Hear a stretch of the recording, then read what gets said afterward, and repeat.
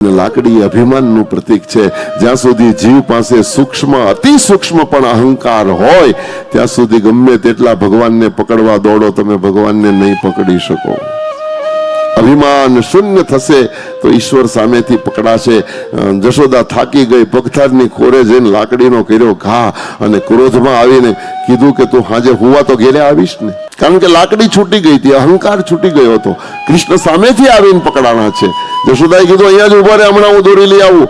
હીરની દોરી જશોદા લઈ આવી અને બાંધવાની ચેષ્ટા કરી. દ્વયાંગુલ, બે આંગળ દોરડું ટૂંકું પડ્યું, બીજું દોરડું લાવ્યા, એનો હાથો, ત્રીજા ત્રણ દોરડાના હાથા કર્યા, પણ તોય કૃષ્ણ બંધાયા નહીં.